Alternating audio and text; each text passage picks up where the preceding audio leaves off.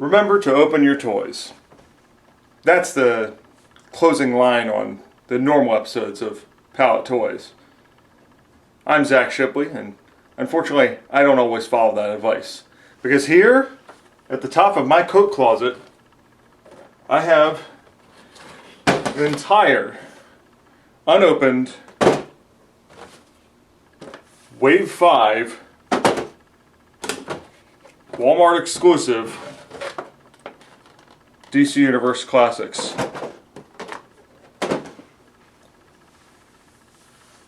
I think it's time we open them up. Action figures. Action figures. Action figures. She's a witness to the party of an action figure party. Action figures. This is figure 1, Amazo. Well, before I open them up, I just do want to give a little bit of background information. This is, in fact, a Walmart exclusive Wave. However, it was not only Walmart that ended up selling it. In 2008, it was only the second or third wave that Walmart had ever carried of DC Universe Classics. And as anyone who's tried to collect this line knows, sometimes distribution can be a little tricky. It's kind of hard to find new figures in piles of old ones, shelf warmers. So yeah, the 2008 DC Universe Classics waves, like Wave 5, did not make it to all Walmart stores. And Walmart knew this. They were not going to be carrying it all stores, even though they ponied up money to have 5 exclusive figures. However, even though these are exclusive figures, there's no they were not part of any previous wave, nor have they really been a part of any subsequent wave. They were used with very, very little new parts. You'll notice the first figure, Amazo, is just the standard buck. It's just the standard male figure, and doesn't appear to have any new parts or articulation.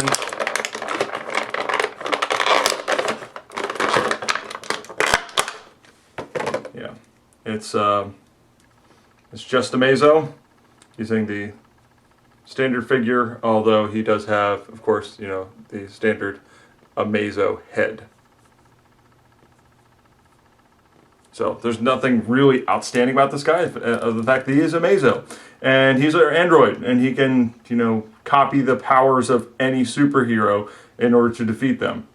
So I think he's a pretty cool character and kind of unique, and quite frankly, I've never been able to make sense of why he can just copy just a random superhero's power just by looking at him or analyzing him or whatever, because a lot of that stuff's based in magic or high technology that's not built into Amazo, but whatever. Of course, like I said, it was not only Walmart that ended up carrying it. Mattel ended up re-releasing the Wave exclusive to their MattyCollector.com website. And so that way, if you had not picked up figure number 2, the Atom, Ray Palmer, you might be able to get your hands on him. And he is, again, these very standard male figure, with the appropriate paint applications to look exactly like the Atom. But he comes with no accessories. I don't think the Atom has any accessories. What would he carry? Maybe a really big coffee mug, or maybe a... Yeah, that'd be really hilarious. That way he's... Well, there you go. Then this is a really amazing Atom figure, because you can think of him as being, actual size, because he's shrunken down. Yeah, an actual size Atom figure, not scaled or something. So yeah, they re-released the entire wave on MattyCollector.com so people could finally get their hands on these, because there were some actually really popular characters included with this wave, such as the Riddler, who I'm having a little trouble getting out of the packaging, unlike the other guys who I could just pop right out.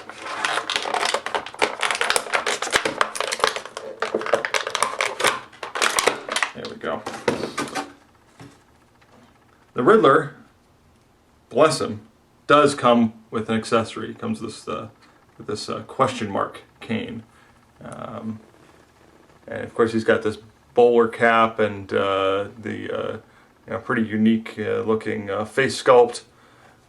He doesn't have the real strong, determined look on his face that some of the hero figures do.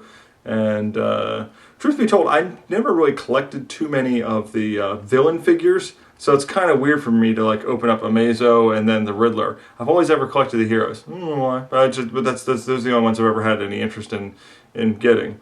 Of course, unlike most of the DC universe, Batman's Rogues Gallery is actually really cool, and a lot of the reason why people actually watch the Batman movies and cartoon shows and whatever else. And so the Riddler is wearing a suit which does hamper some of his articulation. He does not spin at the hips, nor is he really able to like bend his legs any further than a little bit forward or backwards, which is fine because it's not like he comes with a Riddler car or something to drive that he can't fit into or something. Figure number 4. This guy is pretty cool actually, because if you read The Death and Return of Superman, you notice that there were 4 Supermen, and this is one of them. This is Eradicator, or Superman in the case of when he actually appeared like this. He's got some really cool, like Geordie LaForge or blue blockers or whatever his sunglasses these are. However, this is definitely the standard Superman head under that. So once again, there was absolutely no, new pieces used here except for the unique cape. So you see that the cape is attached to the S shield on his chest, which is itself raised. It's a separate piece from the rest of the figure. And the cape drapes off the back. And I like the Death and Return of Superman series, as most people did who were my age at the time and were into comics or getting into comics.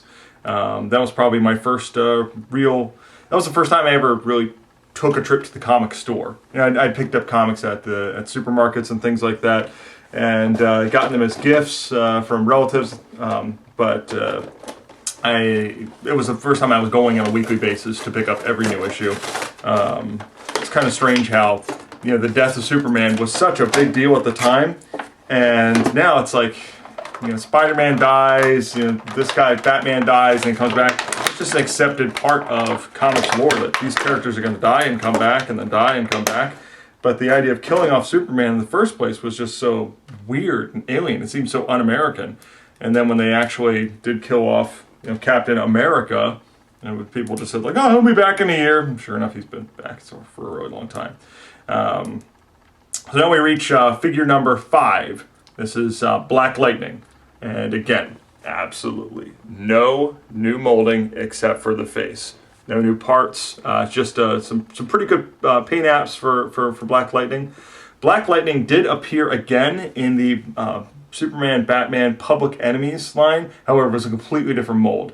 Because the Public Enemies line was not exactly DC Universe Classics. The skin tones on the characters were a little bit different, and they were puffed up a little bit to mimic the Ed McGuinness art style that was itself the basis of the movie that the figures were based on. Black Lightning has, of course, 2 open hands, but no accessories. I'd like to imagine that maybe he is, ready to strangle someone or something. That's not his power. In fact, I don't really know anything about Black Lightning. Was he hit by a lightning bolt? And he was, of course, the token black member of the Justice League until the New 52, when she's been replaced by Cyborg. Speaking of cyborgs, though, there is one more figure included with this, and that is Metallo. Metallo is the collect and connect figure, or build-a-figure from Wave 5. And, keeping in line with the budget constraints of Wave 5, this is actually a figure that was molded for the DC Superheroes line, when Mattel only had the Superman and Batman licenses. Mattel was, of course, a Superman villain. So I think it was scaled up probably, or something. I don't know. I don't know if he's intended to be a much bigger figure or what the deal is, because he's actually really quite huge, much bigger than the other DC Universe figures, and probably more in line with the other Build-A-Figures that have come since. He's got a lot of articulation with exposed gears and hands and such, and of course he's got that really awesome looking metallo face. There's some cool paint details where you see the silver with the kind of copper looking paint over there, and then his chest. Actually, the chest plate removes to reveal the kryptonite heart of Metallo. And so that is all 5, whereas if you prefer 6 figures in the DC Universe Wave 5. And overall, this was a really awesome wave. I think you can still find these guys online pretty easily. Since the re-release done for Matty Collector, I think a lot of people bought them, speculators and the like. So if you really need an Amazo figure, probably wouldn't be too hard to find. Riddler's been re-released in that more like kind of weird, like Jim Carrey skin tight look, so not the question mark suit, although to be perfectly honest, the question marks only appear on the jacket itself, but not the sleeves or the pants, so it's not the full-on question mark thing. So yeah, they really did cheap out in this wave, but that said, it's still pretty cool. So thanks for watching. Be sure to check Powet.tv every week for new videos on movies, games, comics, and toys. And of course, try our podcast on the Powetcast on iTunes. Like us on Facebook. Follow us on Twitter. And of course, check out Powet.tv every week for new videos on movies, games, comics, and toys. And until next time, follow my advice, even if I don't always follow it myself. Open your toys, because you can't build a figure without breaking it through blisters.